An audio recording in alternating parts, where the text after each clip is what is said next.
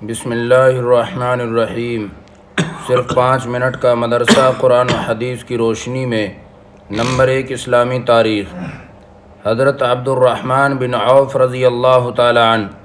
حضرت عبد الرحمن بن عوف رضی اللہ تعالی عنہ ان 5 صحابہ میں ہیں جنہوں نے شروع زمانے میں حضرت ابو بکر صدیق رضی اللہ تعالی عنہ کی دعوت پر اسلام قبول کیا۔ حضرت عبد الرحمن بن عوف رضی اللہ تعالی عنہ رسول اللہ صلی اللہ علیہ وسلم سے 10 سال چھوٹے تھے۔ 30 سال کی عمر میں اسلام قبول کیا۔ انہوں نے حبشہ اور مدینہ دونوں کی ہجرت کی۔ غزوہ بدر اور غزوہ احد اور تمام غزوات میں رسول اللہ صلی اللہ علیہ وسلم کے ساتھ شریک رہے۔ آپ کا شمار بھی ان 10 صحابہ میں ہوتا ہے جن کو نبی کریم صلی اللہ علیہ وسلم نے دنیا ہی میں جنت کی خوشخبری سنائی تھی۔ جب وہ ہجرت کر کے مدینہ آئے تھے تو ان کے پاس کچھ بھی نہیں تھا۔ رسول اللہ صلی اللہ علیہ وسلم نے ان کا بھائی چارہ سعد بن ربیع انصاری رضی اللہ تعالی عنہ سے کیا تھا۔ انہوں نے مالی تعاون کی پیشکش کی تو حضرت عبد الرحمن بن عوف رضی اللہ تعالی عنہ نے انکار کر دیا اور مدینے میں تجارت شروع کر دی، جس کی برکت سے آپ کا شمار مدینے کے امیر ترین لوگوں میں ہونے لگا۔ حضرت عبد الرحمن بن عوف رضی اللہ تعالی عنہ کثرت سے اللہ کے راستے میں مال خرچ کرتے تھے۔ کبھی آپ نے اپنے مال کا آدھا حصہ خرچ کیا تو کبھی 40,000 دینار خرچ کیے اور کبھی 500 گھوڑے مع ساز و سامان اللہ کے راستے میں دیے۔ آپ نے 30 غلام ایک ہی وقت میں آزاد کیے۔ آپ کی وفات مدینہ منورہ میں 31 ہجری کو 75 سال کی عمر میں ہوئی۔ نمبر 2 اللہ کی قدرت۔ ناسمجھ بچے سے عقل مند انسان تک۔ عقل اللہ تعالیٰ کی دی ہوئی بہت بڑی نعمت ہے۔ بچہ جب پیدا ہوتا ہے اسے کسی بھی چیز کو سمجھنے بوجھنے کی بالکل صلاحیت نہیں ہوتی۔ اس کے سامنے آگ اور پانی، سانپ اور رسی سب برابر ہوتے ہیں۔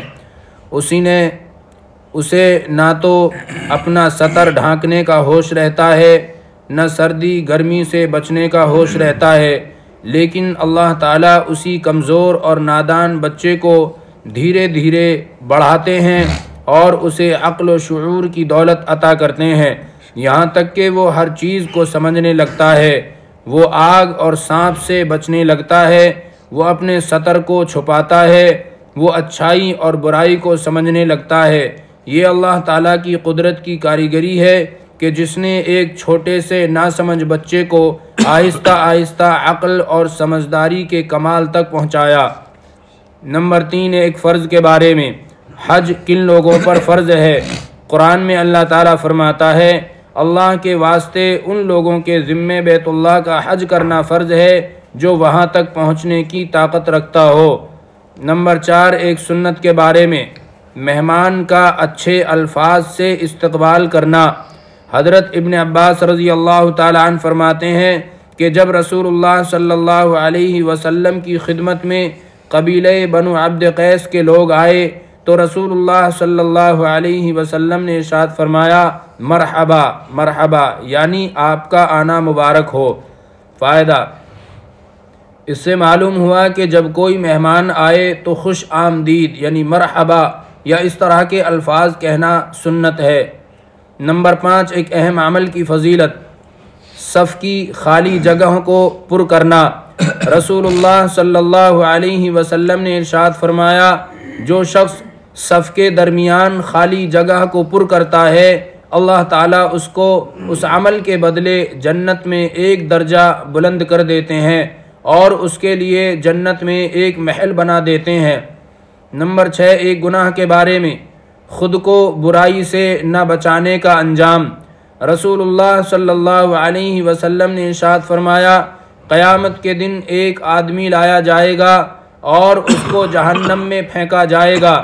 جیسے ہی وہ شخص جہنم میں داخل ہوگا اس کے پیٹ کی ساری اتڑیاں باہر نکل آئیں گی اور وہ اس کو اس طرح گھمائے گا جس طرح گدھا چکی کو گھماتا ہے۔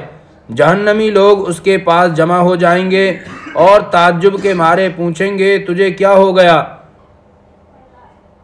تو ہم کو بھلائی کا حکم کرتا تھا اور برائی سے روکتا تھا۔ تو وہ کہے گا میں وہی آدمی ہوں، مگر میں تم کو تو بھلائی کا حکم کرتا تھا مگر خود اس پر عمل نہیں کرتا تھا، اور تم کو تو برائی سے روکتا تھا مگر میں خود اس سے نہیں رکتا تھا۔ نمبر 7، دنیا کے بارے میں۔ ضرورت سے زائد عمارت وبال ہے۔ رسول اللہ صلی اللہ علیہ وسلم نے ارشاد فرمایا جو شخص ضرورت سے زیادہ عمارت بنائے گا تو وہ قیامت کے دن اس پر وبال ہوگی۔ نمبر 8، آخرت کے بارے میں۔ اہل جہنم کی فریاد۔ قرآن میں اللہ تعالیٰ فرماتا ہے کافر لوگ دوزخ میں خوب چلاتے ہوں گے کہ اے ہمارے رب ہم کو اس دوزخ سے نکال لے، ہم اب نیک کام کیا کریں گے، وہ کام نہیں کریں گے جو پہلے کیا کرتے تھے۔